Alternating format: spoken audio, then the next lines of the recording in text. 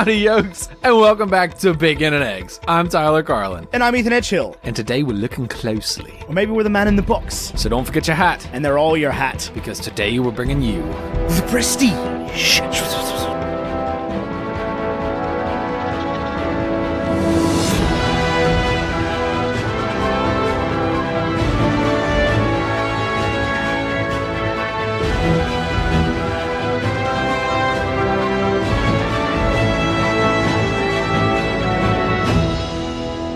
The Prestige was released on October 20th, 2006, 4,672 days ago. Those have been some of the best 4,672 days of my life. On a $40 million budget, making just $109.7 million worldwide opening weekend, which I think is perhaps the wrong number or maybe the correct number. I have no idea. Not opening weekend. Not opening weekend. Ever. That's what. $109.7 million ever.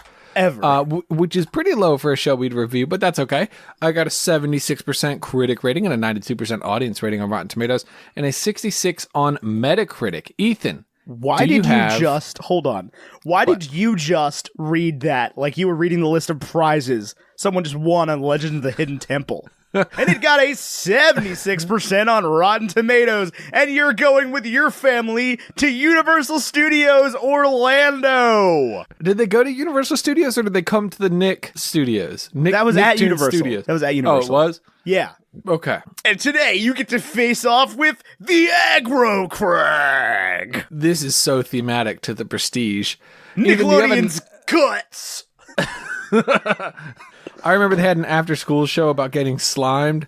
That was the best shiz ever. Dude, if you have like DirecTV or whatever, you can get Nick Gas, which is games and sports, and it just plays like the Nickelodeon game shows all day long. Let me tell you, they're probably bad. No, they're great. They all suck so hard, but it's the kind of nostalgia that doesn't hurt my soul. Oh man, because those shows still they would still be funny today. Like if you had some kids climb the Aggro Crag here today in 2019, they'd be doing the Fortnite dance when they got to the top. But other than that, it's no different. It's just absolutely timeless. Have you seen Holy Moly? I don't know what that is. It is extreme mini golf, commentated by Rob Riggle. I know what I'm doing for the rest of the night after we finish this recording. Yeah, it is like a real show. It's awful. That's the other thing is Guts would be commentated by Rob Riggle. It'd be like Rob Riggle and Jack Black. Guts. Anyway, let's talk about The Prestige, one of our collective favorite movies ever. Nickelodeon Guts. This is a fun fact about The Prestige. When I was in college, I was required to review my favorite film for my film and philosophy course, and I chose The Prestige. And it is very hard to review this film spoiler-free. It is very hard to review this film spoiler-free. Yeah, we're not going to. We're not going to. No, this is a spoiler-full podcast, and this is a movie that absolutely 1,000% can be spoiled. So if you haven't seen it, go hop onto your HBO Go account and watch it right now. Or just put this episode down for like a year. It'll show back up on Netflix, I promise. Maybe. Or, since you're still paying for HBO Go, even though Game of Thrones ended, let's put it to good use. You should watch The Prestige, and then you should watch Barry. Ethan likes Barry. I do. It's one of the funniest things I've ever seen. Barry. It looks really good. Anyway, I've got a negative review from Joshua Rothkopf of Time Out, who says, "The Who's Bilking Whom mind games make for compelling fun, but once the presto moment of The Prestige is revealed, you're left with nothing but shattered illusions." Ethan, he just didn't get it. He just didn't get, or he did get it, and he's mad that he got it. Or yeah, he left the movie and he was like, oh, the thing where it's kind of disappointing because now you know that was intentional. And yeah, I don't like it. Magic's not real. Well, but that's the fun of the movie, right? Is that the trick is more valuable than the magic. Yeah, and that's true in real life. Like, you don't want to know how a magic trick's done. Everybody's like goes, show me how the magic trick works. You don't want to know how the magic trick works. It's way more fun if you don't know how the magic trick works. Oh, yeah. I tell you, being a man of sound mind, body, and spirit who thinks of himself as rather intelligent, nothing is more infuriating to me than magic tricks because I enjoy them so much. Oh, they're great. Like a good magic trick that totally gets me on America's Got Talent, and then a singer wins. I have no idea what's going on. Yeah. It's like, this is, I know how to sing. Maybe not as well as that person, but I know how it's done. Yeah, I know how they learned how to sing. Yeah. Tall vowels. They practiced a lot. Right. But You can't tell me tall vowels and then I make the eights of hearts appear. Right. Although if you were a singing magician, now we might be onto something. Now we might be on it. That's how you win America's Got Talent in 2019. You be a singing magician acrobat. Who realistically, by the time the final comes around, is just playing acoustic guitar on stage without any of the acrobatics or magic. Yep. So I have a positive review, and I'm reading Roger Ebert's review because it's so rare we get to be blessed by one of Ebert's reviews on this show. September 7th, 2007, Roger Ebert says, "It's quite a movie. Atmospheric, obsessive, almost satanic." Sorry, read that again? You broke up a little bit. It's quite a movie. Atmospheric, obsessive, almost satanic. Well, that's a thing. Kind of like Draco Malfoy. Preview of this Sunday's episode. Oh my God. How do we even start talking about this movie? Here's the thing. The first time I saw it, I still didn't get it. I get something new about it every time. I pick up a new detail every single time. Yeah. Every single time. We're just, okay, so like we said, we're going to spoil the heck out of this thing. Go watch it or whatever. Yeah, I see something new every time. Like when the little kid is watching Borden's show, like halfway through, and Borden does the thing with the pigeon or the dove, and the kid thinks, he's like, oh, he killed the dove. And he's like, where's the dove's brother? And I was like, that's foreshadowing I haven't caught. Out of the other 4,000 instances of foreshadowing in this movie that I haven't caught yet. Oh, yeah. Every time. The double altogether, like literally the first time I watched it, I was like, I know that it shows it on screen, but I saw the midnight premiere of this movie with the cross-country team when I was younger than them. So I needed to be cool, right? And I just missed the Borden reveal entirely. That he was two people? Yeah. They'd been two people the whole time, that Fallon was actually Borden? Yeah. Well, and like the way that Nolan does it so well that like Fallon is never on screen. Yeah. But the Onjie of Michael Caine is on screen all the time. Well, I mean, it's Michael Caine. Oh, I know. They got their dollars worth. Yeah, they really did. Why doesn't Cutter have a last name? He's just Cutter. Cutter is his last name, you would imagine. It's no one's first name. Prior to this movie, Ethan, what was your opinion on... You cannot sit like... Tyler, this is a very directional microphone. You cannot sit like this. Prior to this film, what was your opinion on illusionist magic? I've always loved magic. Like, always. Especially card magic, but all forms of magic. Always fascinated me. But are you asking my feelings on magic or on the film The Illusionist, the subpar magic movie that came out in 2006? Not The Illusionist. I'm not asking about that because I haven't seen it, because a lot of people were like, oh, it's like The Prestige but better, and I just don't believe you, and I don't want to get my hopes up and then shattered. It's like The Prestige but a lot more normal. I don't want more normal. Yeah, no, it's not as good. It's not in any way as good, but it's just like a standard movie about magic. No, I want this cool steampunk thing where David Bowie plays Tesla. That's what I want. R.I.P. in peace. I know, right? Gone but not forgotten. Too soon. What was that one song? The Tunnel song. Oh, Heroes. Heroes. That's Bowie, right? Yeah. Still, you can go back to my thoughts on our episode on Perks of Being a Wildflower. Oh, that is just not that unusual? Wallflower. Wallflower. I keep saying wildflower. But that's a bad tunnel song. Do you have a tunnel song? Yeah, I'm pretty sure we talked about it in that episode. Not the point here. Okay. Just listen, I always got to make sure you're updating your tunnel song playlist. I think you might need to go and rewatch that movie, bruv. I don't think the point was to update the tunnel song. I think it was to find the tunnel song. Yeah. They didn't have Shazam. They didn't have like, hey Googs, what is this track? You know who didn't either? Nikola Tesla. Nikola Tesla. So this came out, was it before or after this that the world was like, Fortnite? Edison, Tesla's the real G. I think this was the reason. You think so? I think this was the catalyst. That people were like, Edison sucks, donkey. Yeah, and Tesla was played by Bowie. There was a really long infographic. It was like 1,000 pages long about why Tesla was the best thing since like alternating currents, and Edison was basically just a direct current piece of garbo. Yeah, just inventing the light bulb. Fortnite. When they did the thing with the field of the light bulbs, and Andy Serkis is like, check out what I can do with light bulbs. Is that real? Can you do that? I don't think so. Is that your Andy Serkis impression? Yeah, it is. I think it's pretty good. Hey, Angia, check what I can do with light bulbs. Check out what I can do with light bulbs. I'm Emperor Snoke. I'm Supreme Leader Snoke. Whatever. He died too soon, that old Snoke bastard. Wow. Spoilers. If you listen to Bacon and Eggs, you have 1,000% seen The Last Jedi. I already know there's a tweet coming at me like, actually, Tyler, actually. Also, just while we're on the topic of me being corrected, there was recently a YouTube comment that told me that 42 was not a reference to Hitchhiker's Guide, but was rather the 42nd spider that bit Miles Morales, or that the company created to bite Miles Morales. And Ethan, I want to let you know that in the original comics for Miles Morales, when do you think those were released? 2011. I was going to say, I would imagine after the world became obsessed with the number 42. In 1979? Yeah. Yeah. Well, that's even after the movie came out. Yeah. Yeah, it is, Ethan. Very astute observation. Yeah. You don't think comic book writers, Comic don't think book they're people, right? Hitchhiker's Guide Am I right? Comic book people. They're not Hitchhiker's Guide fans, do you think? Well, no, it's just comic book people. I'm not even going to finish that sentence. Live your truth. Live your truth. Thank you very much. Use promo code BACON to get your Monat hair shampoo for $4. What? I don't know. I thought you were doing an MLM pitch kind of thing. Oh, is that what that is? I don't know. What is live your truth? That's just a thing people say these days. Oh. You know who was living his lie? Alfred Borden. Alfred Borden. My God. Like, what?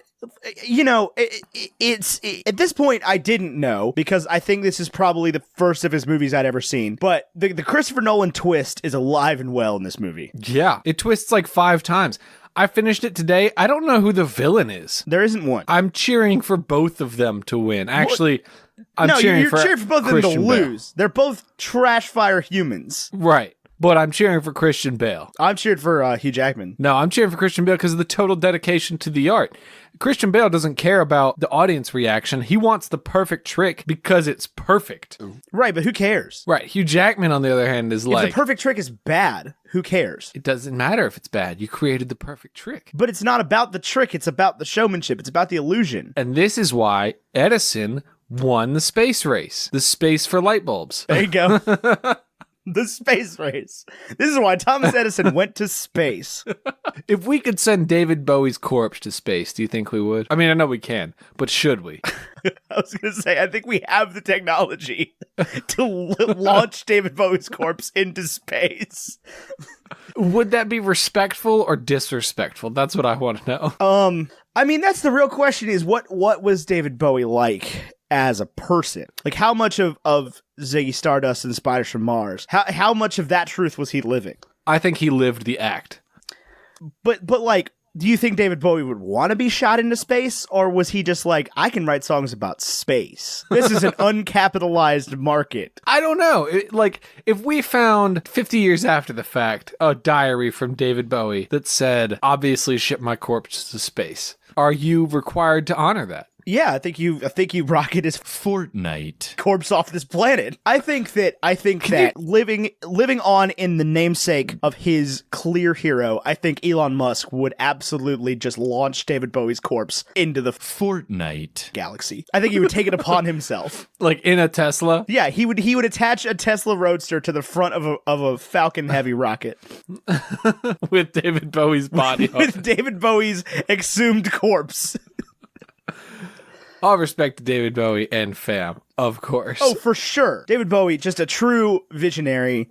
A true American hero. A true, yeah.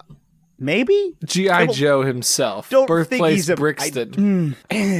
Is David Bowie American? No, he's from London. Okay, that's what I thought. Well, you said true American hero, and I started questioning myself. Yeah, G.I. William. Yeah, London. Can you imagine? Was there ever been a Prince Joe? Probably not. Spiders from Mars. But yeah, anyway, David Bowie, phenomenal in this movie as Nikola Tesla for the short amount of time that he's on screen. Just totally sells you on the mystery.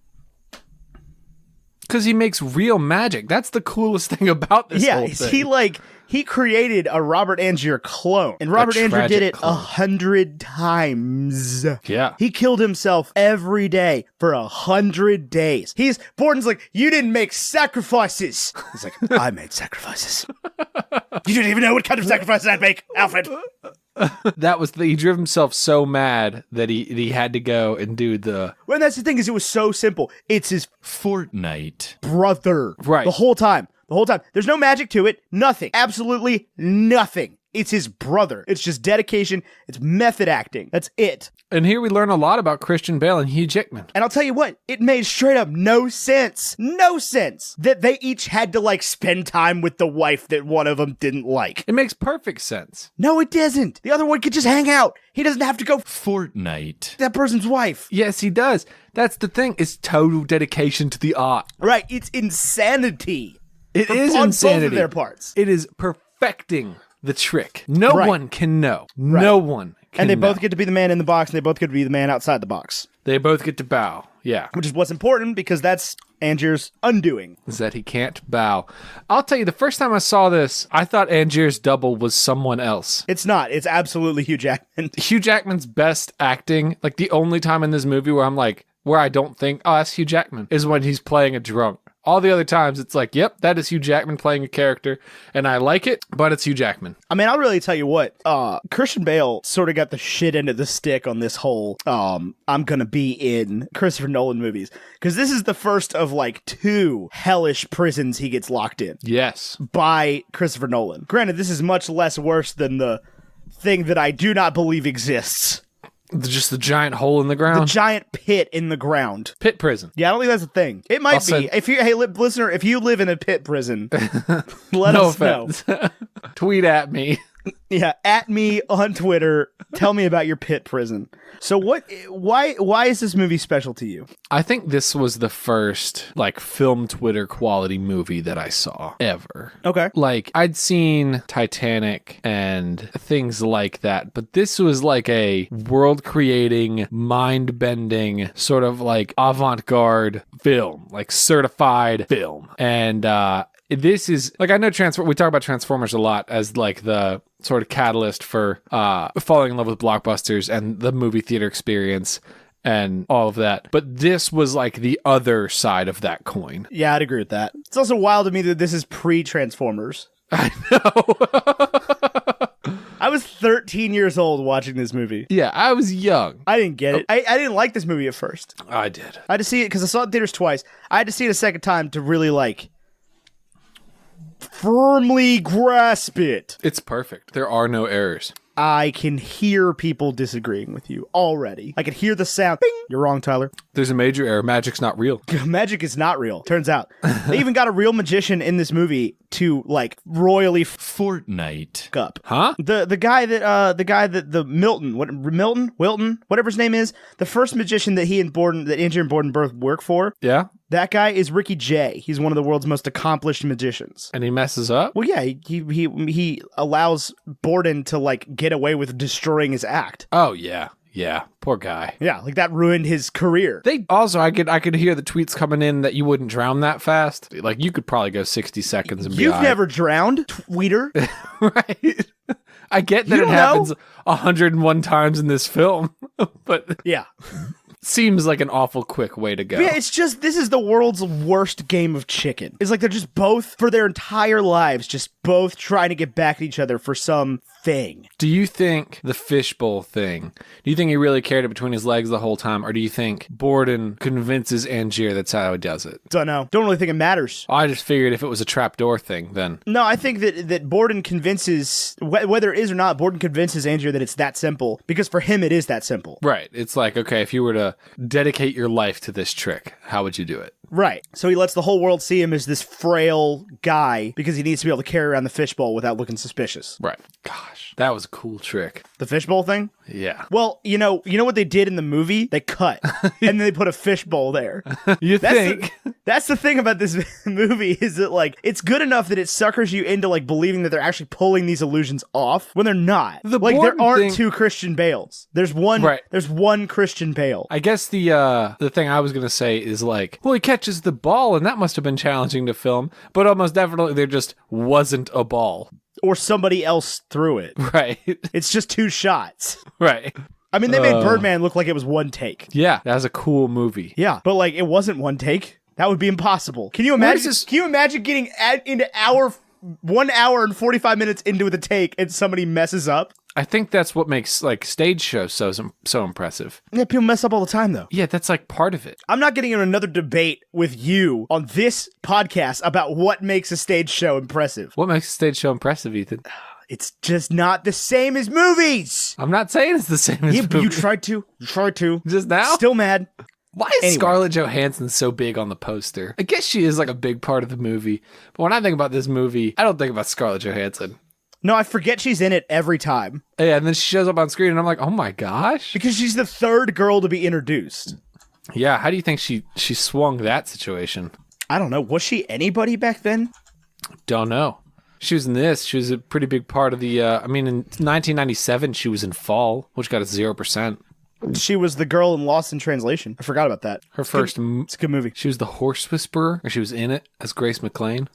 She was the horse whisperer. Grace McLean. McLean. I seriously doubt it's Maclean. I don't know. That's how it's spelled. Yeah, she's not the horse whisperer. No, you think it's Robert Redford? She's the fifth billed person. Oh, she's third on this one. On what one? On Rotten Tomatoes. Oh, on IMDb, she's fifth. When Robert Redford, Kirsten Scott Thomas, Sam Neill, and Diane West. Third billed Diane woman Wiest. again.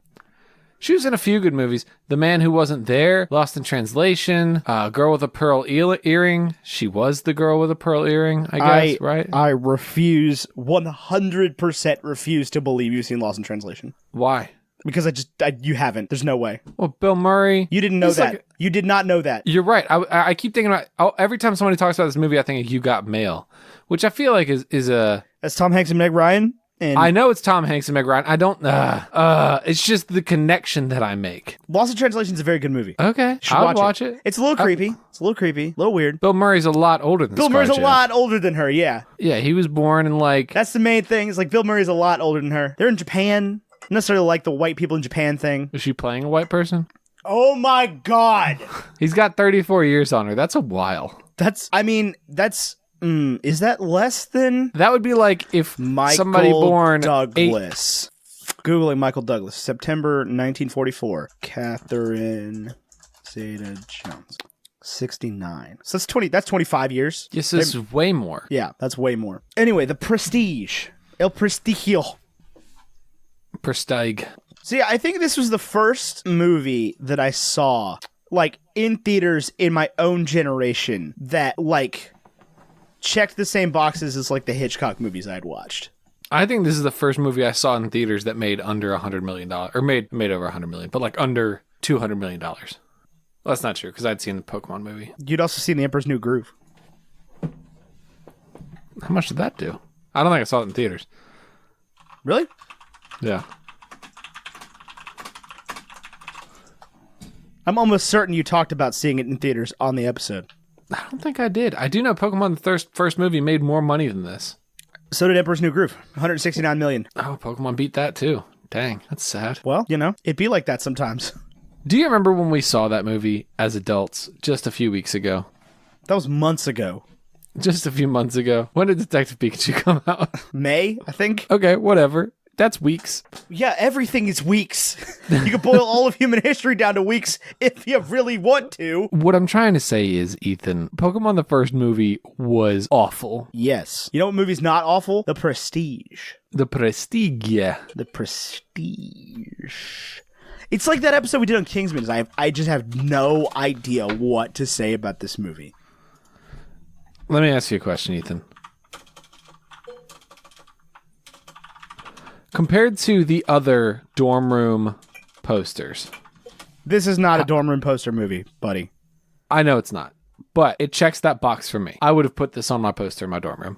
So I don't even know if I can other, tell you what the poster looks like, tell you the truth. It's got It's like neutral, like blue, right? Yeah. Yeah, it's Hugh Jackman looking to the left, Christian Bale looking to the right, and a veil, but that veil is Scarlett Johansson's face. And her butt. Her butt? Yeah. I don't see her butt on here. Really? You see a butt You're on looking here? at a different poster. I see the poster you're looking at now. This is the one I'm more familiar with. There's definitely a poster I've got here with a butt on it. I see one where like the veil is Scarlett Johansson, but it's not really a butt, but there's more body to her. This doesn't appear to be an actual poster, but there's one. That's not even Hugh Jackman. I don't know who that is. What? Hold on. But this one's very butt centric. Did you get that? On Skype? Yeah, hang on. I'll do it again. Skype sucks. Skype does suck. This is the worst program. This one's very butt centric, but it's not Hugh Jackman. I don't Sure know what it this is. is. Is it? It's very young Hugh Jackman. It is a very young And a very young Hugh. Christian Bale. That could be butt. It could be not butt. It's definitely butt. Like The curve here Yeah. would suggest also that Scarlett it's Johansson butt. is represented so large on the flyer, the poster, because she's like the connecting factor there. All the women are, except Sarah. So no, because the first one's not. She doesn't matter at all. She gets killed by Borden. She's the catalyst. No, she does not. She does not get killed by Borden. She dies as the mistake that her and Borden made together. Yeah, she did agree to it. She agreed to it. She was like, "I can slip the Langford double." They're testing themselves, and it failed. And Robert Angier holds this grudge when I get it. Like, his wife died because of this thing, but like, he should not hold this grudge. He also does move on and hooks up with Scarlett Johansson. And so does he. That's the problem. That's the one sticking point in this movie for me, is that like Scarlett Johansson, what's her name? Olivia Wenscombe. Yeah. Angier sends her to go spy on Borden, and she's immediately like, nope, Fortnite. falling in love with this guy. Yeah, I like him better. Like him better immediately. And I'm like, you suck. Don't do that. Don't do a man's like that. You're here for a job. I love movies about magic. I love the Now You See Me movies. They combine everything I like about heists with everything I like about magic. I acknowledge they're not that good. I still love them. Yeah, if you think this movie like does cuts and has a hard time suspending your disbelief that they're doing the tricks, there's a whole character in Now You See Me that can just like touch you and you're hypnotized. They also do real magic in that movie. That's the whole plot of the second one, is that Mark Ruffalo is actually magic. You know what I love about the second one of those is that Daniel Radcliffe is in Potter, it for no reason. is like a side villain. He's like Voldemort. Voldemort is not a side villain. No, but Daniel Radcliffe is playing a villain in a movie about magic. Yeah. You know, you either die a hero or you live long enough to see yourself become a villain. They're making a third one. It's going to be terrible. I will still go see I'll it. still see it. Yeah, that's the thing. That's the real thing. Because, honestly, I have AMC A-list, so there's no reason for me to ever not go to the movies. I know, I really want to see that new Tarantino movie. It looks really good, and I still haven't seen it, but I would like to. But it is like 3 hours long, which is a big ask, but I did see Endgame more than once, so what is my excuse? Nothing. Yeah. John Negroni didn't like it. I was disappointed by that. It makes fun of film critics. That's like the thing. Good. So, Good. Yeah, we are a terrible group of people. So, I also don't particularly think we're representative of film critics. no, I don't think we are either. We are movie lovers. Did you know that the main character's initials spell Abra? Alfred Borden and Robert Angier. Yep, turns out. That seems like a stretch. I mean, they do. I mean, yeah, but like, I don't know that was intentional. The real question, is this the best Chris Nolan movie? So a lot of people think that this is on the low end of the Nolan spectrum. A lot of people think that. Let's take a look at the Nolan catalog. It's not extensive. It is not. It is pretty short. The question is, did you need to go bigger? Right. What do you mean? So, like the Batman Begins, Dark Knight Rises, Inception, Interstellar, Man of Steel. Oh, he wrote the story. You got to go to director. Yeah. That's a better way to do it.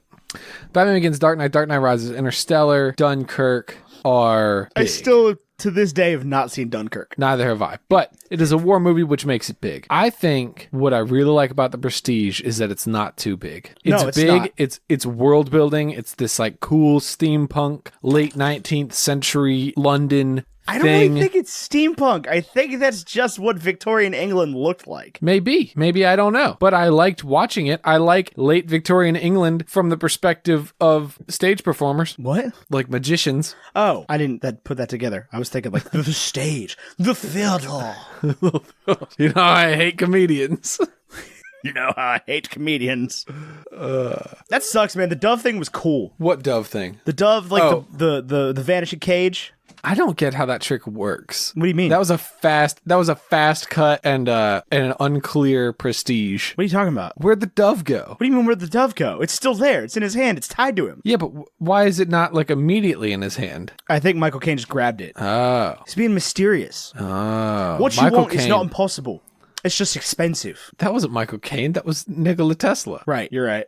You're right. But I was reappropriating the quote for that purpose because the back thing probably cost him some money. It did. Money probably he didn't not have at that point. Probably not as much as a cloning machine. No, correct. But he was already the Great Danton at that point. The Great Danton. What an awful name. What an awful name.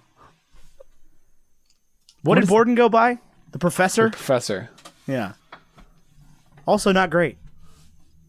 Well, the Professor was, according to this trivia on IMDb, I don't just know this, but the Professor was apparently at least a common name for magicians of the time. Oh, yes, of course. But of course. The Professor. The Professor. Let's see. Can you stop? Oh, there was another one. There was another 2006 movie about magic. Scoop. I also just read that piece of trivia. Directed by Woody Allen. Well, what do you know? I've never heard of this. Also featuring Hugh Jackman and Scarlett Johansson. There are no photos of this movie. Hugh Jackman looks much younger in this movie. This is wild. When did that Hugh Jackman movie come out? Like Bridge to Terabithia, but not that at all. Don't know what you're talking about. Oh, Kate and Leopold. Ah, great movie. Obviously, you caught that reference. No, I did not, but a great movie. You like Kate and Leopold? Yeah, that movie smacks. I just feel like they sat down and they were like, let's make a movie about somebody in history. No, it's so funny. You think it's funny? Yeah. The guy that invented the elevator going through time? Yeah. What a weird thing. Oh, it's a great movie. And it's all anachronistic. He's a fish out of water. It's charming. He meets Liev Schreiber. You thought Kate and Leopold was charming. I like good. that movie. I like Meg Ryan. I like Hugh Jackman. I used to like Hugh Jackman. I like Liev Schreiber. I like Breckin Meyer. Wait a minute. You don't like Hugh Jackman anymore? No, over Hugh Jackman. Stop being in everything. There's more than one white dude that can sing. Get over it. What if he's in a movie where he doesn't sing? I still don't want him. I'm over him. He's not even in anything. He's touring right now. Don't care. Don't think he should be on Broadway. You were touring. Okay. I don't think Hugh Jackman should be on Broadway. I don't think he's on Broadway. He's touring the Hugh Jackman, Greatest Showman experience. Oh, yeah. I don't think he should be doing that either. No, it's a weird thing for him to be But then he's going to be on Broadway in The Music Man.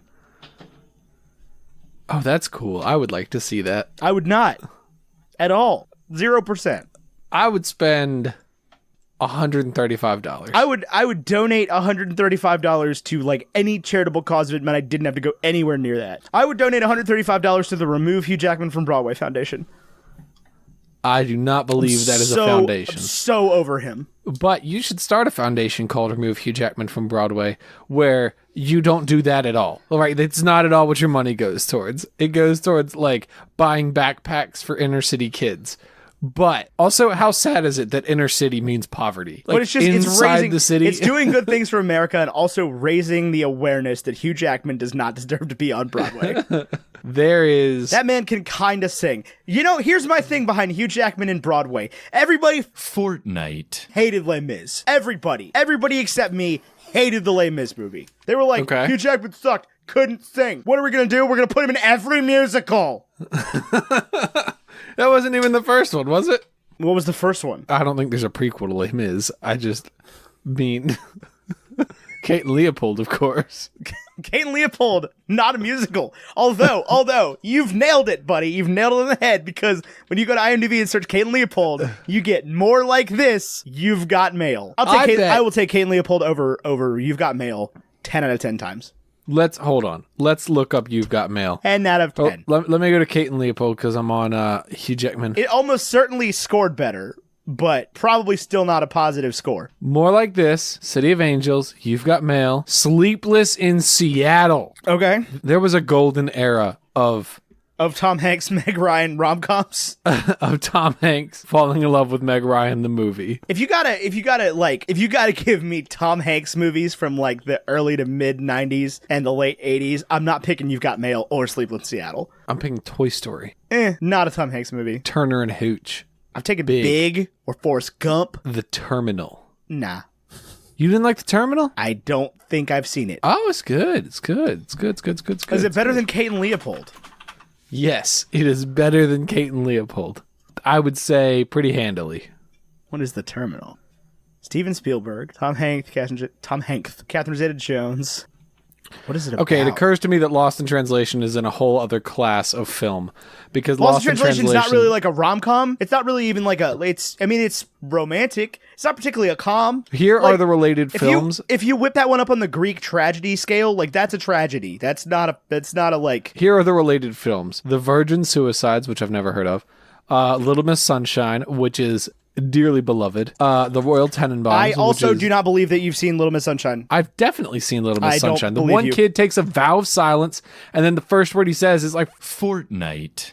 after like years of trying to get into the Okay, Navy, but he can't okay. because he's colorblind. I know Little Miss Sunshine, Ethan. Okay, you've just never Wow, mentioned it can't before. believe you think I never saw Little Miss 'Cause Sunshine. you've never mentioned it before. Wow, Never because it's not that mentioned good, Ethan. It was way overrated. I agree. Way overrated. I agree, but it's in that Wow. class of like it's an easy dive into like off-color cinema. Yes, You got your I've Little Miss not seen- Sunshine, you got your Juno, you've got your 500 Days of Summer, all around that Seen same all time. of these. Yep. Royal Tenenbaums I've not seen, but I know Royal it's Tenenbaums, sort of Wes Anderson at his finest. her. I have seen Scarlett Johansson. There we go. I can see why this is related. Yep. Under the Skin, never heard of, and Moonrise Kingdom, which I have heard of. Also, Wes Anderson at his finest. Wes Anderson doesn't have a not finest. I just want to be very clear. What'd you think of I Love Dogs? It was good. Very good. Very good. I watched it like 3 times in 2 days. Was very exhausted with it. Come the third go round, but it's short, so we It stand. is short. It's not my favorite Wes Anderson movie, but it's not my least favorite Wes Anderson movie. Do you have a least favorite? Yeah. Hang on. Fantastic Mr. Fox. That's the one. Fantastic Mr. Fox. Yeah, Fantastic Mr. Fox is my least favorite. I've not seen most of these, so One day and I'm speaking it into existence, one day we'll get John Green on this show to talk about Rushmore. Rushmore. Yeah, it's his favorite all-time movie. I've never seen it. It's very good. Is that the one with, Yeah, that's the one I'm thinking of. Anyway, Wes Anderson is another great director that we somehow have not covered a single Wes Anderson movie on this show yet. We did do a rabbit of I Love Dogs. We did do a rabbit of I Love Dogs. Who was in... Hold on. Which is not good enough, but it is something that we did. That's John Cusack, not Tom Hanks. I was thinking we were back on Tom Hanks because I was thinking about Must Love Dogs, but that's John Cusack. Turner and Hooch. We're back to Turner and dogs. Hooch. And Tom Hanks. This month on Bacon and Eggs, we covered Tom Hanks, Meg Ryan rom-coms. Is Meg Ryan and Turner There and might Hooch? just be the two of them. Not sure. That's still more than I feel is appropriate. I feel like you get one rom-com with per actress and actor combo. Meg Ryan is not in Turner and Hooch. No, but she is in When Harry Met Sally. It's 3. Which what? That's 3. No, Tom Hanks is in When Harry Met Sally. he is. Isn't he? No, Billy Crystal. Is it Billy Crystal? Billy Crystal. What am I thinking of? I don't know. Meg Ryan really had a thing there for a minute. What, for like middle-aged looking white men? No, it's just like she played like one character. You know what's crazy about Meg Ryan is that, like, where are they now? Not really doing much. Last film was Ithaca as Mrs. McCulley. Yeah, that's a thing. She hasn't been all that busy since Kate and Leopold. She was the voice actor for, like, she was the, what is the dude's name? Bob Saget of How I Met Dad. That is not what you think it is. No? No. I mean, it was written by Carter Bays and Greta Gerwig. Was it? Yeah. Is this the How Much Your Mother thing? I don't know. I mean, it's the same font. But it's different. It's definitely different characters. There's just nobody in it. Yeah, none of these people are anybody. And it was I think it was a movie. It was a TV movie Yeah. with Nicholas DeGusto as Frank. So that tells you something. Meg Ryan How I not Met Your in- Dad lead actor was a male, which is fine, but I have a feeling it was a woman who played the mom. I mixed up Meg Ryan and Charlize Theron there for a second. Oh, I'm there every day. So I was thinking it was Meg Ryan that was in Young Adult. It's not. It's Charlize Theron. She was in City of Angels with Nick Cage. Young Adult's a great movie. You should watch it. It's Jason I like Reitman. movies. You've Got Mail. Jason Reitman, another underrated director. Following up You've Got Mail was Hanging Up. This isn't a sequel or anything, but it's a movie about the phone, like a tethered phone. Well, it be like that sometimes. The poster for it's just terrible. Meg Ryan, Diane Keaton, and Lisa Kudrow, and Walter Matthau hanging up. Every family has a few hang-ups. Matthau. Matthau? Yeah, Matthau. All right. Are you on? Okay, well, you will get there eventually. What? Are you unfamiliar with the body of work of Walter Matthau? Yes. You're missing out, buddy. This It's is not great. a name that I know. Ethan, I don't think you realize that you've seen every movie. I just think you should occasionally watch a movie that is old. Occasionally. I'm okay with that. Once or twice. I'm not opposed to it, but they don't just come on. They do if you look for... That's what I'm saying. Broaden your horizons a little bit. Narrow your horizons a little bit. Why? I don't know. Hanging Up was Walter Matthau's last movie. Did you know that you're not going to win a horse race without tunnel vision? I'm not trying to win horse races. Don't you want to be Seabiscuit? Trying to watch good movies. No, I don't even want to watch Seabiscuit. Not even a little bit. Carolina Crown? What's the name of the horse that won? What? Not Carolina Crown. That's a drum corps. I know. What was the horse that did it not too long ago? American Pharaoh? No, was it? Yeah. California Chrome lost. California Chrome. That's what the name was. Yeah. That's close enough. Yeah, California Chrome. Justify was the most recent one. But it had 2 riders, I think. There's been No, one jockey, Mike Smith. It had 2 owners, many owners. Hold on. What? A horse won the Triple Crown more recently than American Yeah, Pharaoh? 2018, Justify. Did he really? Yeah. Okay, chill, buddy. Wow, I can't believe you don't know about Justify. The horse owned by none other than Walter Matthau. That's not true. Walter Matthau's dead. Well, I know, but I thought maybe you'd get something out of that. Oh, it's about Baffert horse. That makes sense. You should watch a horse race after 2015. I did. I just Did don't you remember see the this one happening. this year? It was awful. What, the Derby? The Derby. The Derby this year was terrible. It was bad. But you know what doesn't have anything to do with horse racing? The Prestige. The Prestige. Okay, so let's break it down. Okay, start me off. Are you watching closely? I am. You got to watch this movie very, very closely, or it's going to get away from you very quickly. I think that's why a lot of people don't like this movie. Yeah, this cannot be on while you're chopping celery in the kitchen. No, this is not like even today I was trying to do something else while I was watching it, and I was like, wait, no. Can't do that. I had to run. need to be looking I had at to the run it back camera. twice in the first 8 minutes, and then I was like, maybe I should just focus. I didn't like when Angier buried the guy. What do you mean? It didn't see... He buries Borden, the assistant version of Borden. Buries him. Yeah, he like puts him in a coffin and buries him, and then meets Borden in the woods and is like, "How do you do your trick?" And he gives him the Tesla cipher and he's like, "Where's my man?" And he's like, "You better start digging." Oh yeah, I completely forgot that scene happened. Yeah, that scene in the movie is a little bit like, where are we in the timeline? Because there is a lot of timeline play here. There's a couple moments where the timeline starts to get a little wonky, for sure. That's a big issue in these early Nolan films. Memento has the same problem.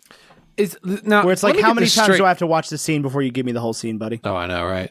So let me get this straight. At the end, Angier's dead. Borden's Like, in jail. Last Angier's dead. Borden is not in jail. Borden is dead. But the Borden who loved Sarah survives.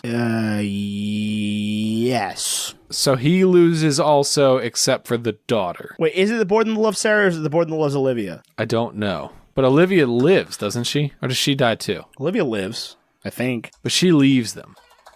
The Prestige. We're going to go to the Wikipedia plot summary here.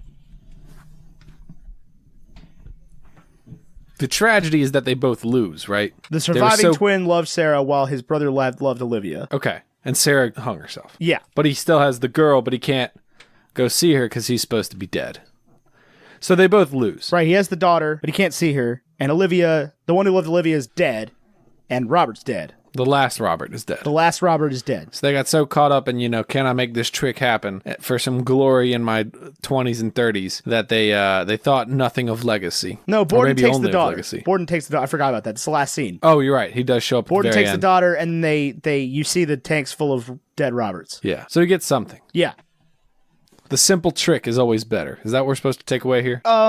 Yeah, you're supposed to take that away. You're supposed to take away just like let things be things. You should have let him have the trick. Yeah, you didn't need the Vanishing Man. Right. Stealing it was the wrong move. At what cost? Yeah, that's the thing. Is at what cost to you? Because it was very simple for Borden. I mean, it wasn't easy. Again, he had to chop the fingers off, whatever. He had to live half a life. But like, it was simple for him. Do you think you could be me 50% of the time? We don't look anything alike. People would be like, Tyler, you look very different now. And honestly, today was the first time I truly clued in to the like, I feel like you only love me half the time. Oh, see, I've been catching that one for a while. No, it just like didn't. I mean, I got it. Like, I got that there was two of them, obviously, but it like that just never occurred to me as a piece of foreshadowing because every time Sarah was on screen, I was like, just stop, you're not important. Do you think the daughter gets it? Yeah. You think she knows it's two? The daughter knows which one's her dad. And the one that lives is her dad. Yeah, I think the daughter gets it. She never says a word, though, so. This is a cute kid. Yeah. I'm still on When Harry Met Sally. I was like, Carrie Fisher is not in The Prestige. I just don't even know how to talk about this movie. I don't have the words. Because, like, I'm not a professional film critic. I don't know. I love this movie a lot. Yeah? It's a very you good one. You just got back from tour. Tell me more about that. What? You just got back from tour. How was tour? Tour was awesome, man. I want to do it again. It was a lot of fun. I got to go to Nashville. I heard you've never been to Nashville I'd never before. been to Nashville. I'd been to all the other places. Did you take pictures places. in front of the things? No. No pictures in front of murals. Aren't you a photographer? Yeah, I just didn't have an opportunity. That's the thing that sucks about tours, that like you're in a city. Like, it's cool that you get to go to a city, but you're in a city for like 24 hours, maybe, and like 6 hours of that is devoted to like being at and playing a show. Right, and another 6 hours is dedicated to like not getting being there? awake. Yeah. Oh, getting there. Does that count? Well, I mean, you got to get there. Like, that takes time out of a day. Well, but I would have thought you meant like once you got there, you have 24 hours until you leave there. Well, no, that's what I'm saying is you never have 24 hours until you leave there because it takes time to get places. Look, like, granted, we didn't have that long of a drive after Nashville, but like we had a pretty lengthy drive into Nashville, so that took up some of that day. So what do you do when you go on these tours? When you take these pictures, Ethan, I'm looking at all your pictures on Instagram at Edge Hill Photos. Right? That's it? Yeah. Yeah. These are scenes that have never existed in my life. What do you mean? These are occurring in rooms that I thought only happened in movies. What do you mean? Like the pictures you take, the way the lights are, the way the people are, the sweat, the punk rock, the whole thing of it. Like, I did not know was real. It's a real thing, yeah. That's what tours are like, man. As you roll up, especially on like the level that we're doing it at, it's like you roll up to either some like sort of rinky-dink music hall or like definitely like a dive bar. Right. And, you know, sometimes there are a bunch of people there. Sometimes there are not a bunch of people there. Sometimes the local bands suck. Sometimes they're cool. Sometimes there are no local bands. Sometimes they don't show up. Sometimes promoters don't show up. It's just it's a wild thing. It's like, you know, you never know what you expect when you walk in. And that was definitely like, as a photographer this time, it's like I had no idea what I was getting into with like the rooms or the lighting or like anything. It's like we played at a pizza place the second night and like the whole back wall behind the stage was just a big like metallic mirrored aluminum wall. What do you do with something like that? It's just an absolute nightmare. Like, I would use like, I don't understand. Like, are people eating dinner in these establishments that are lit this way? That are, like, lit by candlelight from 1930? They're not lit by candlelight. I don't think they are. I've seen a lot of these photos. They're lit by stage lights. Is that what that is? Yeah. So here's my my cross to bear with this photography thing. Colors that look good on people in real life in lighting situations. Like, green looks really cool. Red looks really cool. Purple looks really cool. You know what looks terrible in photos? Green, red, and purple. Do they? Yeah, they just like, they don't, like, the camera does not capture red light very well or purple light very well. And so it's like you get these pictures and it's just, they're completely washed out in red. And that's like, that's what I have to do is capture some kind of image out of that. How many pictures did you take every day? A bunch. Not that many. Like less than 100? No, but less than 1,000. Okay. Less than 500? I mean, by the time, yeah. Well, except for the last night, because the last night was crazy. But, you know, by the time that I'd watch these people do the same set every day for 9 days, it's like I knew when Pat Davis was gonna like smash his guitar on the ground. Like, I was aware of what was going on in the set to the point where I was like, okay, I need to look at this guy now. I need to look at this guy now. People are pretty predictable. Just a feeling of like they typically do the exact same thing every single night. Not the exact same, but it's like, you know when a big moment is in a song and who is going to capitalize on that moment. Fascinating. So it was fun. It was a lot of fun. I learned a lot about being a photographer. I learned a lot about how to work in really bad lighting conditions. I learned a lot about how to work in rooms that think that streamers is like a background. Yeah. Where are you from where streamers are not a background? What are streamers to you? Well, I just like, we played like 3 places in consecutive nights that were like This stage is just completely covered in like foil streamers. But met some really cool people, went some cool places. It was hot. Straight up hot. Yeah, it was a warm trip. The whole time. Yeah, it's like, we went straight south out of Virginia into North Carolina, the world's hottest place, and then into South Carolina, and then hot Atlanta. And then we moved off the coast where it's just warmer. How does that work? Isn't it not humid over there? Yeah, if you keep going. How far do you need to go to get away from We the went humidity? as far west as Nashville, which is on the river, which is still just like sticky hot. I think you need to get out to like the plains. I need plants soaking up the humidity out of the air. Oh, you just need a lack of humidity. This seems like impossible. It's always been humid, Ethan. Because you live on the East Coast. What is a dry heat? I don't believe it. I have never experienced the dry heat thing. The driest place I've ever been was Northern California, and that was cold. Like certified? Like that was the end of June, and it was like it would get up to 64 during the day. That seems like a wet place too. Like photos of that place look cloudy. It's cloudy, but it doesn't rain a whole lot. Weird. Yeah, when I was in San Francisco, they were like, this is our wettest year on record. We've gotten like 6 inches of precipitation the whole year. I was like, that's a Thursday. Yeah. Come to the American Southeast. That's a rainy Thursday. So I'm looking at these photos. How many Christmas lights do you deal with on a day-to-day basis? Not a ton. There's only like, I think one picture I posted that had Christmas lights. Well, that was the first one I clicked on. Was that the picture of me with the Christmas lights? No. Oh, what are you referring to? Which picture? There is this photo of a bass player in front of Christmas lights that are not on. Which There one? is this photo of a man drinking a Pabst Blue Ribbon in front of Christmas lights. That's Pat Davis. Okay. I don't know who Pat Davis is. We went to college with him. Okay. We went to college with 4,998 other people, Ethan. You know per Pat year. Davis. You know Pat Davis. From photos of this man, I do not know who this man is. He's a great guy. And I guess those these are Christmas pictures lights. of you and the rest of the band. I guess that's what I'm looking at. This picture at the end where you're like, we're number one, and everybody else is like, we're number one, but in a cool way. I feel like. Yeah, you're right. You look like a proud mom in this picture. I was jazzed, man. It was a good night. There's nothing wrong with looking like a proud mom. I'm just telling you that's what you look like. I don't do the mean mug face very well. I don't mean mug, period. Nothing about me is mean. Somebody asked me my D&D character alignment today. I said lawful good.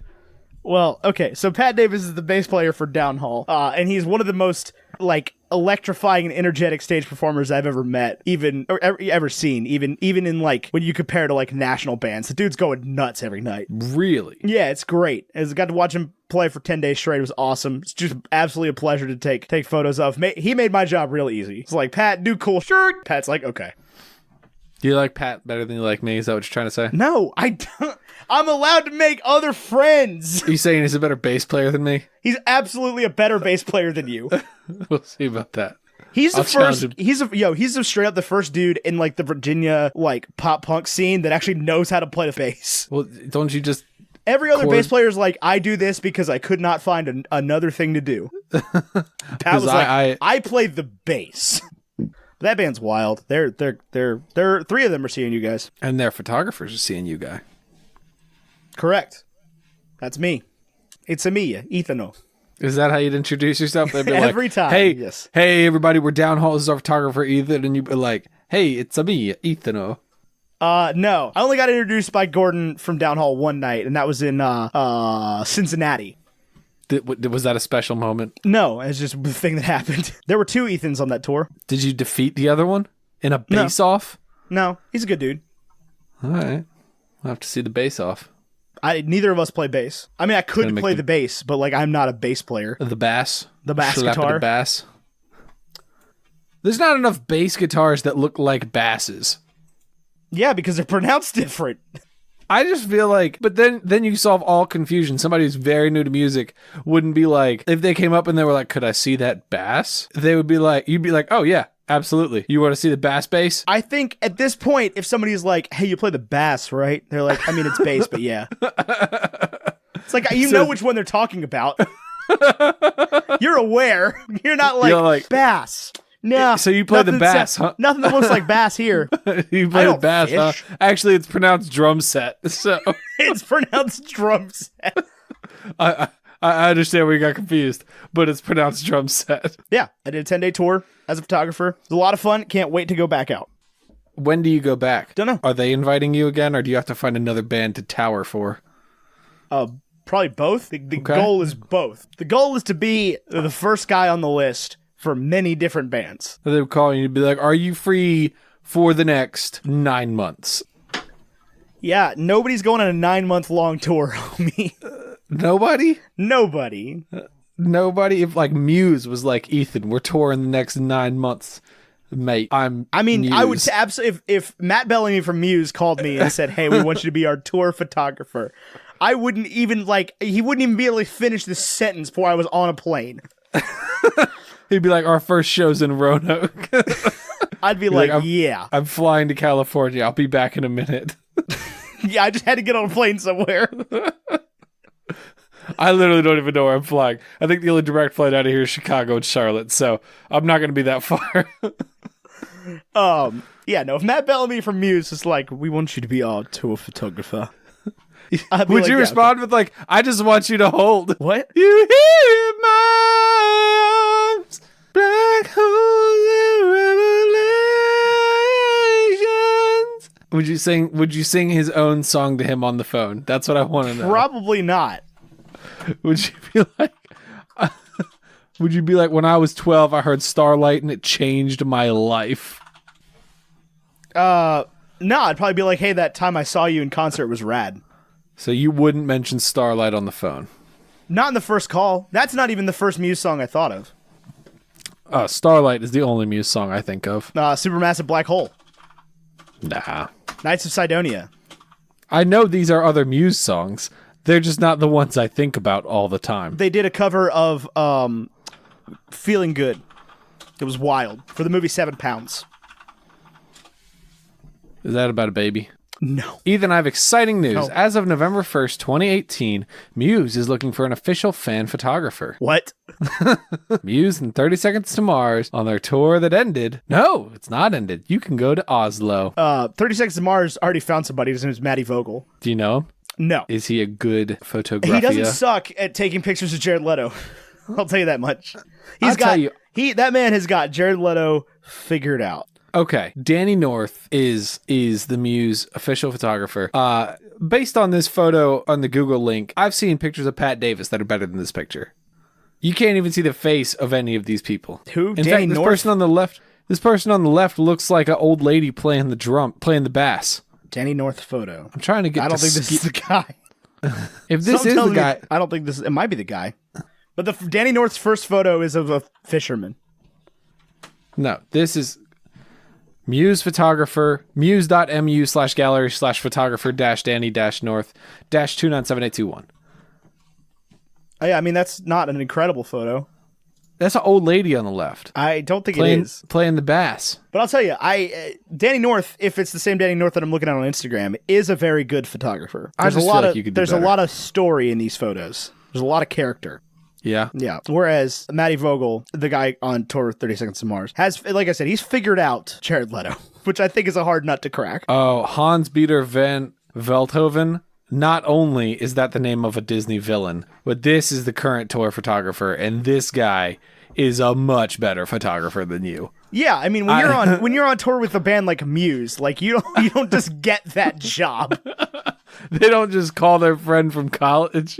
Yeah. This guy can take one heck of a photo. Let me see. Wow. These are some good photographs. And he's just pumping these bad boys out daily. Well, that's his job. These are amazing. What are they touring with? Giant skull with a robot head? Yeah. Welcome to our discussion. The thing is, like, if I got to tour with a band that had a giant skull with a robot head and enormous stages and a light show and robots and a marching band, like, I could get some interesting photographs. There is a marching band. Like, I don't know what to tell you, Ethan. These are some good looking pictures. They are. They're great. I would love an opportunity to get to shoot an event like that. That, like, is a production already. Like, I'm not trying to discredit, what is this dude's name? Hans-Peter van Veldhoven. I'm not trying to discredit him at all, but, like, this band is doing a lot of the work for him. They're making it easy for him. They're making it real easy for him. It's like the dude that just went out with A Day to Remember. Like, his name's Danny DeRusso. He's actually out with Boston Manor, but he got to do A Day to Remember a couple times on that tour. And it's like, A Day to Remember just makes it easy. They're just cool. They're just cool-looking people. Right. They're playing really well-lit stages every night, and they're cool-looking people. You know what drove me crazy growing up? Cool-looking people. Yeah? How come they get to look cool? Like when I was 15, there was kids in class that had like established beards. I'm not talking like Joe Stubble. I'm talking like a beard. Yeah. What the heck, guys? I don't know. Let's get back to The Prestige. All right. What do you got for me? I don't know, man. I don't know how to talk about this movie. We did the same thing with Kingsman, where it's just like we got into like, this is one of my favorite movies. I love it so much. What movies have come along in your life that you feel like when I saw The Prestige, it was undoubtedly like, yeah, this is my favorite movie ever. And that held from like 2006 to 2015. Like people would ask, what's your favorite movie? And I was so excited because I had a woke answer. It wasn't like, oh, my favorite movie's Harry Potter and the Deathly Hallows Part 2. Like, I had a cool answer that was a movie that not everybody had seen, but enough people had seen that it was like, oh my gosh, I've heard of that. Such a good movie. But It also wasn't like, my favorite movie's Jaws, which, totally acceptable favorite film.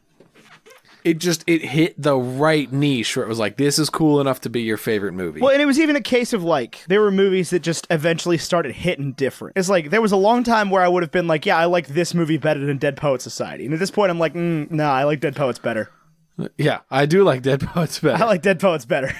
I think for a long time in a young man's life, Mindbender is a genre. Like, this is why, Fight Club is a dorm poster movie. Well, I mean, I still love Fight Club. I still love Christopher Nolan movies. Like, I think that the unseating of this movie, and it's not even that I think that I like Interstellar better, but I think the unseating of this movie for me was when I saw Interstellar and I was like, okay, he could do it again. Like, this isn't Batman. This is just another Christopher Nolan movie. Right. Because I love Inception, but Inception does not hold up this way. I did not think... I remember seeing Inception and being like, yeah, that was a movie. Inception's a mess. Straight up. I watched it not very long ago. It's a mess. Like, it's a very good movie, but it's just got a lot not wrong with it, but a lot that, like, isn't perfect.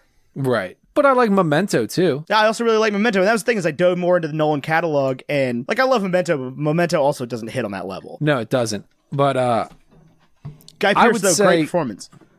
I love Guy Pearce. I also love Straight Memento. Up, though, Inception is a weak DiCaprio. Leo kind of phoned that one in, with the exception of the times where he's just like, "Whoa!" just screaming at his dead wife. Those are some heady moments. For the most part, it's just like he's too DiCaprio. When you mentioned DiCaprio, and you mentioned specifically opinions you and I have on DiCaprio, I cannot help but think of the time that we walked into fraternity chapter meeting. Like, we just saw The Great Gatsby.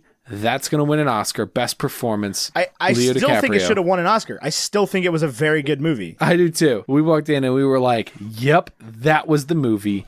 And one of our fraternity brothers was like, oh, you mean he's going to win for Wolf of Wall Street? And we were like, I've never even heard of that. But obviously not. Those are different years. No, it was the same year. It was the same Oscar year. It wasn't.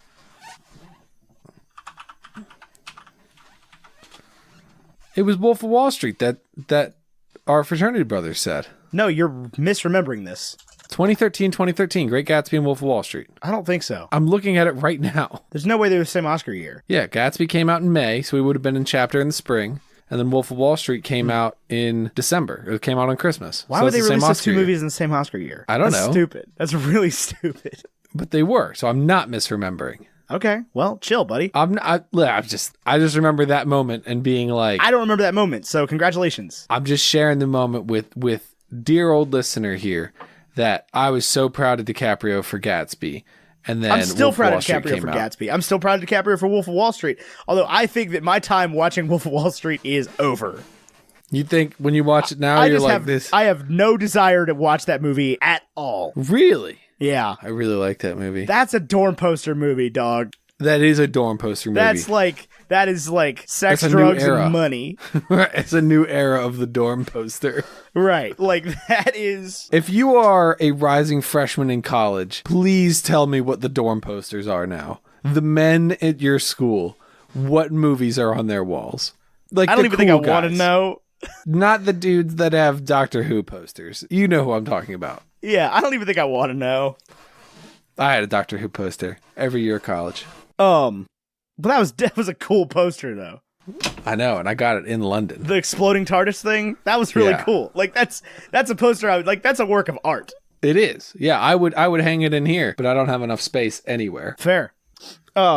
Yeah, no, this movie just filled a gap for me for a long time. There was a long time where I would have said it was my favorite movie, and now I hate that question. Oh, I know, right? What do you mean favorite movie? I hate that question. Because there is no longer a good answer. Right. Especially the more I get into like talking about movies all the time, the more I think about movies that I love. And it's like somebody today was like, "Oh, you should review The Sandlot." And I was like, I could think of 14 baseball movies I'd rather watch than The Sandlot. I like sports movies. I don't know that I like baseball movies. Baseball movies are the best sports movies, with the exception of Remember the Titans. I like Remember the Titans. I like Rudy. I like Friday Rudy. Night Lights. I like Radio. I like Gridiron Gang. I like The Longest Yard. You just mentioned football movies. Yeah, I like football movies. Baseball movies are better than football movies. Even though I like football better, baseball movies are better than football movies 9 out of 10 times.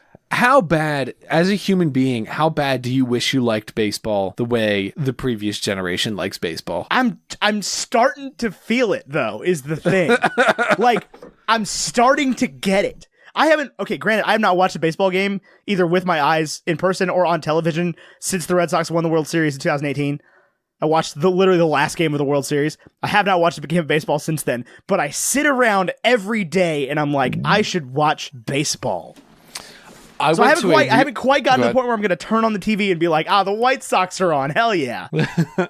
You're not a White Sox fan. No, but it's just, that's the thing is so I did this with, it was right when I got into hockey. Like when I first got into hockey, my parents got me the NHL Center Ice thing, like the TV package. So it's if there's nothing on TV, it's like this was in high school, I would just finish my homework. I would watch like the Minnesota Wild at the Dallas Stars just because it was on. That is insane to me. I know that sounds insane to me, but I know that in college when I first really got into football. Oh yeah, we watched one game per block all day, every Sunday, every Saturday and Sunday. Oh god, that was 1 year. That was only 1 year, dude. We could only do that for 1 year. The college thing. If we didn't have a home football game in college, we would watch college football by from the end 8 of the day of watching college football. I never wanted to hear another trumpet ever again. Or if you had if you were a poor unfortunate soul to get a home Texas A&M game on the television and they're doing the cowbell thing the whole game. Oh god. Yeah.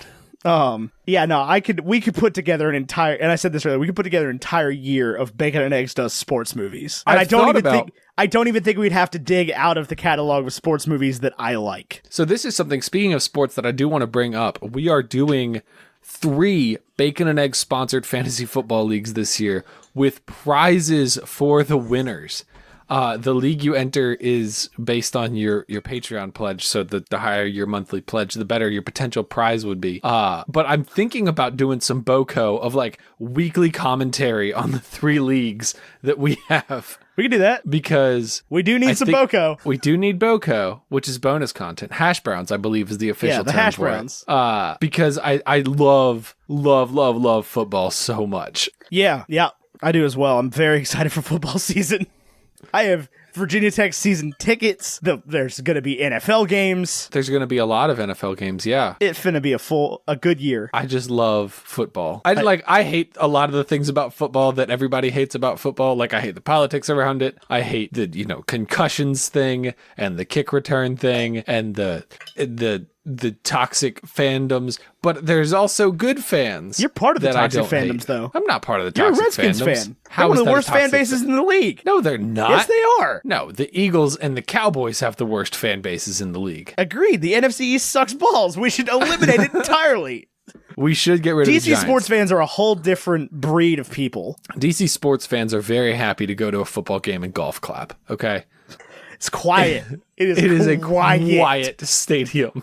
You can't go to a Tech game on Saturday and then a Redskins game on Sunday. Yeah, you go to a Tech game on Saturday, you need earplugs. Right. And then you go to this how it is the Redskins game. It's like, woo, touchdown, hail to the Redskins, hail victory. And then they're just like, turn down for what? As loud as the speakers go, they just blasting music. Which did you go to did you go to the Boston College game with us? Is that the one you went to? Yes. I don't remember who played, if I'm honest with you. Was there one that I don't remember. You and I want to say met Chris at the tailgate, but sat with Ben and Jonathan is my memory. Or was that with Emily? That was the Thursday night. That was Georgia Tech. Okay. That's the one I most remember. So you were not at But I went to like 3 games last year, so I don't know. There was a Boston College game last year where Virginia Tech was getting beat like 42-7 by Boston College. And like, listen, when Tech loses, Tech loses. Most of the people had left, and they were just still playing the stadium jams. It's like everybody's sitting down, everybody's chilling, and the PA is just like, "Stand up and shout!" Everybody's just like, "Keep play." No, yeah, keep. Jingle, jingle, jingle. One of the things I don't love about football is how easily the audience is swayed. And that's one of the things I love about soccer is that, like, when you watch a Real Madrid game, it doesn't matter if Real Madrid is losing like 4-0, it is packed and loud. Well, and the thing behind soccer, especially during like the World Cup and whatever, with the exception of when our women play, the other team's never really out of it. Right. It's like, you can be down in football. If you're down 35 points, you're not coming back. Right. The game is over. The game's over. But like in soccer, if you're down a goal, that could change immediately. Right. Oh, I recently followed the U.S. Women's National Team and the U.S. Women's National League. I don't know what it's called. The National Women's Soccer League, NWSL, as well as a few of the players on the national team, the North Carolina Courage and the Washington Spirit on Instagram. Listen, I've been a sports fan for a long time, and I've been the guy who does not appreciate women's sports. I've been him in the past. The highlights from these Instagram accounts are some of the best soccer I've ever seen in my entire life. We knew that in high school, man. Even in high school, the guys were like, man, the girls team plays hard. Yeah. They're out there killing each other. Yeah. Bacon and Eggs will be doing a meetup. We still need to figure out the logistics on it. Bacon and Eggs will be doing a meetup, I believe, at a DC or a Washington Spirit game in 2020. I believe that is correct. I believe that's the plan. It may be an NC Courage game. We're not sure. We are gonna, I think, be season ticket holders for the NC Courage. It's 3 hours away. It's 2.5 hours away. Whatever. It's 5 hours to DC. I know, but we have lodging there. You have lodging there. So do you. It's still 5 hours. We'll figure it out. I do want a jersey or a kit or whatever you call it. Oh yeah, soccer. we're gonna get Bacon and Eggs jerseys. How much would it cost for like a genuine sponsorship? More than we have. Well, I would imagine. More than we have. But we'll be season ticket holders somewhere. We're going to support. We're going to do the thing. We're going to do a meetup at probably a Washington Spirit game if there's a game surrounding the inevitable Super Carlin Brothers 2020 DC meetup. If not, then we'll figure something else out. But we will be doing a meetup at an NWSL game. Correct. Additionally, if you listen to Bacon and Eggs at an NWSL game and post a picture on Instagram of you listening to Bacon and Eggs at an NWSL game, I will probably send you at least a sticker without even asking Ethan, but maybe up to a t-shirt. Also pay attention to the game. Don't listen to a podcast at a sporting event.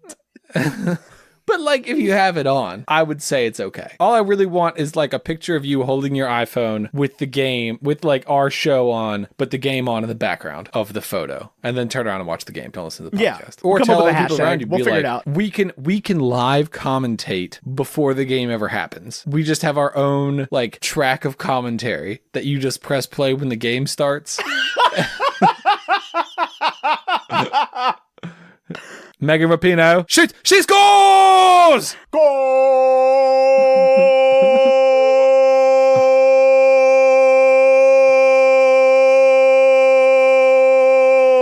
I know, and I could have kept going.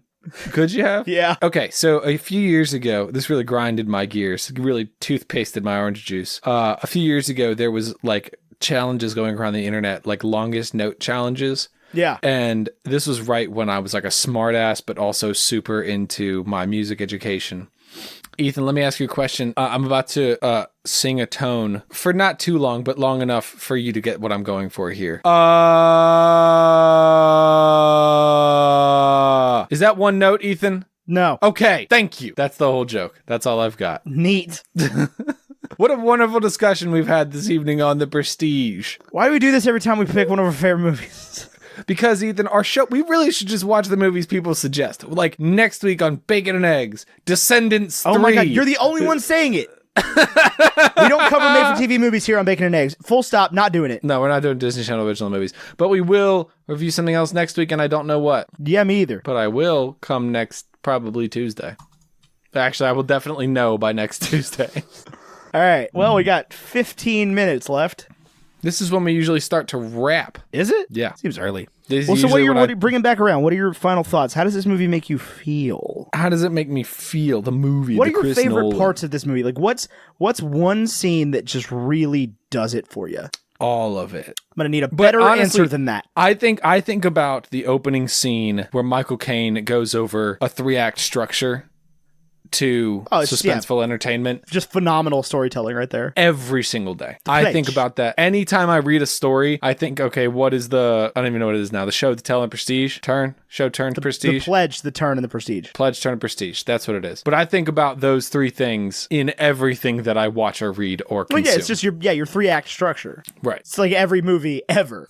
Establish something, make it do something interesting. Close it. Bring it back. Yeah. Right. Resolve it. Man goes somewhere and he comes back, it's a comedy. Man goes somewhere, he doesn't come back, it's a tragedy. Yes. You're so wise. I would say more often than sometimes. Me? Yeah. Nah. Oh, I just meant, are you a vowel? You're many wise. Oh. Thanks, buddy. Tune in next week on Bacon and Eggs when I have a new co-host. I had fun today. I love this podcast. I love doing this podcast. We didn't record the podcast last week because we did 2 episodes in a row because Ethan was going to be on tour.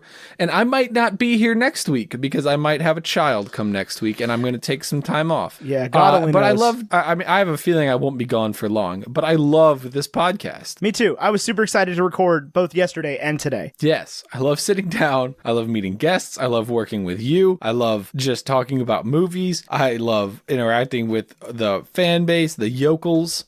I love interacting with the Discord, and I just want to give a shout out to several people from our Discord right now. Rachel and Katrina that have been doing their not the spin-off podcast, but like what I would call a sister podcast, because they came up with the idea from us, and they've been doing it for a whole goddamn year. Let me tell you, doing a podcast for a year, when it's something you love, it's simple, but not easy. Yeah. It's simple. It's the Borden It's thing. a procedure. It's like this show sort of happens at this point by muscle memory. Right. And sometimes we need to break that. And you will see come this Sunday how well we can break it. Yeah. But it's like they've been doing their podcast and they're kids. I mean, they are young. When I was their age, I could not put something 17? together. Yeah. When I was their age, I could not put something together every single week for an entire year. Are you kidding me? I couldn't do my homework. Yeah. Do homework. So shout out Perspective Z. They just celebrated their 1-year anniversary today as we're recording 8/5/2019. So on Thursday, it'll have been a year and 4 days. Give them all the love in the world. Go listen to their show. It's just awesome. And not only did they launch a Patreon, but they also we have also pledged the max amount on their Patreon. Which I'm very excited about and proud to do. They launched their own Patreon with their own Discord server. It's just a great show, and you should listen to it. Yeah, I agree. I'll tell you one thing. We it's already recorded, but we dove into the world of amateur media production this weekend. In the sense of reading fan fiction and appreciating the amateur version of something is what podcasting is all about, right? Because we're not like radio DJs. We can like afford nice microphones because we're grown-ups, right? With like proper jobs, but we are untrained. And I like to think like the more we do like the read the fan fiction thing and the more we do the listen to Perspective Z and guests of Perspective Z and just projects like that. We work with a lot of amateur podcasters because we also are amateur podcasters. The more I appreciate people getting out there and just doing it. Right. Because we got out there and did it. And they got out there and did it. Iron Man, the episode was bad. Iron Man, the episode was bad. And shout out to Mary Clay Watt from That's What I'm Talking About, who put out a better first episode than we did. She did. Not only in terms of downloads, which she did destroy us on her launch day, but like her show's just hilarious. Her show's better than Bacon and Eggs was to begin with. So if you haven't listened to That's What I'm Talking About, from the Bacon and Eggs Network. Please go do that right now. It's a great show. It's hilarious. I have my own hands in it because it's obviously something we've created together, but like, man, it's a good show. It's just a good show. You will enjoy it. You will certainly enjoy it, or else. Anyway, our question of the day is, what other podcasts do you listen to? Let us know in the Facebook group, in the link. This is what we do every week. We prompt a question of the week. Totally. I'm sure. We've done this before. Totally. Where does the Prestige go on the big board? Question for you. Is it better than Us? Yeah. No Okay. shit. Not Us, you and I. Us, the movie. Yeah, I know. No shit. I'm saying Okay. it's better than Us. Better than Captain Marvel. Yeah. Better than Moonlight. Yeah. Better than Jurassic Park. Where do you land on that? Jurassic Park is so good. It's so good. I don't know that there's like a movie better than Jurassic Park. I know we have things here ranked, but like I don't either. Like, that's the thing. Jurassic Park is absolutely perfect. It is undeniably just cinematic perfection. correct. It's a good story. It's thrilling. It's beautiful. It's Steven Spielberg. It's good acting. So is it better than The Dark Knight? Okay, I'll tell you straight up. There's not a movie on our list that I like better than The Prestige. On our year 2 list, there's not a movie I like better than The Prestige. Are there movies that are better? Probably, almost certainly. But I think sometimes we lose sight of what the list means. It's our ranking. But like, It's there's I think probably only 1 or 2 movies that we've done that I like better than The Prestige. I could say like, oh, I could name 3 easy, but I don't know that I could. I love The Prestige very, I know that we very did Dead much. Poets, and I know that I made the hard stance that Dead Poets is above this on my top 10 all-time list. But that's not this year. I really like Jaws. That's also not this year. I know, but I really like Jaws. I also really like A New Hope, which we ranked pretty low. And The Force There's not a Awakens. Star Wars movie I like better than this movie. Straight up. I know that you can disagree all day long, and I know you will, and I love you for it. But there's not. I love Star Wars. There's not a Star Wars movie I like better than this. Is it better than Avengers Endgame? Objectively, probably not. Do I like it better than Avengers Endgame? Yeah, I do. Straight up, I do. All I right. like it better than Well, Avengers then Endgame. it is our new number 1. I mean, I'm cool with that. I'm okay with that. And that's not coming from me trying to like put a woke movie above Avengers Endgame at all. Like, that has nothing to do with it. I love Avengers Endgame. I can already read the comments. Ethan, why are you so lukewarm on Avengers Endgame? I can already hear it because anytime I say anything, even like I could be like, "Oh man, this is my second favorite Marvel movie." They're like, "Why you hate Black Panther?" Every time the fan base comes from my neck. Love Avengers Endgame, absolutely love it. But like, there's this in the same way that this podcast would not exist without Transformers. This podcast would not exist without The Prestige. Correct. Like, that It is is weird that those are both on our list at very opposite ends because of the spectrum. Transformers is a total and complete trash pile. It is not good. It's not good. It's unwatchable. It is very bad. You know what movie is great? It's not perfect by any means, but you know what movie I love dearly that I was watching What? before we started recording this? Hail Caesar. Oh, what a good film. That's a woke movie. You could say that's my favorite movie. Yeah, but I can't because it makes no sense. If you met a freshman in college who said that, would you punch him in the face right then and there? Absolutely. Because I love that movie, man. I really do, but it makes no sense. It does Don't not pretend have you a get plot. it, 18-year-old. Yeah, it does not have a plot. And I get that, like, it's just playing on all those movies, the big, like, it's a picture show movies that, like, didn't make any sense. But it still doesn't make any sense in 2018 or 2016 or whatever it came out. But It was Josh so Brolin, perfect in that movie. I loved Hail Caesar. I did too. I watched like half of it before we started recording, and I almost straight up missed the recording time. I know. It was like 8 o'clock. I was like, oh, usually Ethan calls me at 7:55. Nope, I just logged on at 7:58 because I was watching Hail Caesar. Anyway, let's go ahead and wrap up the show. You can find us all over the internet at Bacon and Eggs Pod or Ethan. baconandeggs.media or all over the place. Breakfast food. Oh, the breakfast food. God. It's a double yolk egg. Yeah, I'm cool with that. It is a rarity. It is fantastic. And it's that feeling when you crack the egg open, you're like, oh, there's 2 yolks in here. Oh my gosh, look at me. I'm so lucky. Look at all this extra protein. I'm cool. Yeah, definitely. Anyway, we're all over the internet at Bacon and Eggs Pod or baconandeggs.media, and you can find us just about everywhere. You can go to patreon.com/baconandeggs and join our Discord server where you can talk to us, the host of this show. You can talk to Mary Clay Watt, the host of That's What I'm Talking About. You can talk to a lot of people that have other podcasts because we are a breeding ground for podcasts. We really are. I've really loved, we sort of spoke into existence I mean, I don't want to take all the credit for all these people's amazing creative ideas because it's definitely not our credit to take. But a lot of people in our community have really started pushing their creative ideals and hitting the upload button. And I like to think that we had at least some small part in that.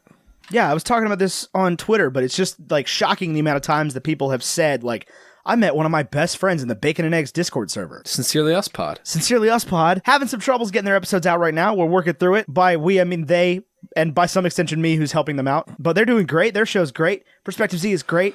I'm sure there's one I'm missing. Everybody is, literally every week somebody's Hello like... from elsewhere. We didn't have anything to do with that, though. No, we didn't. Unless No. we did, in which case, No, thank but you Casey, for letting us know. love Casey. That show is phenomenal. Correct. Casey Winters, one of the most interesting hosts to come on Bacon and Eggs ever, is the least interesting person on Hello from Elsewhere. Correct. That show is phenomenal. Yes, it's very, There's a very picture good. of, if you need a better reason to join the Bacon and Eggs Discord, there's a picture of a really cute kitten in this Discord right now.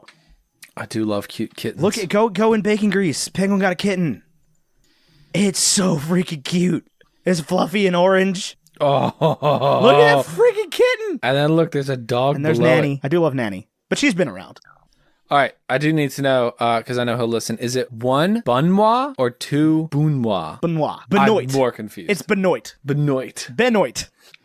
All right, thank you Anyway. for listening to Bacon and Eggs. Yeah, thank you for listening to Bacon and Eggs. I'm Ethan Etchell. You can find me at Edgehill Photos on Instagram or at WowNow on Twitter, but the O's are zeros. Not the O's in Twitter, the O's in WowNow. You can find Tyler at AmeriCarlin. It's America RLIN. And we have a lot of fun making this show, and I hope you have a lot of fun listening to this show. And I don't really have anything else to say because we said a bunch of stuff. Join the Patreon. You can find us at teespring.com/bacon and teespring.com/store/bacon-and-eggs. You get all kinds of stuff, including a beach Good towel. stickers. I just got a beach towel. It's great. It's teal. It's awesome. I don't know why you'd buy it in any other color. Tyler made other colors for it, but he's dumb. Anyway, Bacon and Eggs summer collection. I've been Ethan Edgehill. He's been Tyler Carlin. Until next week, arrivederci. Are you watching closely?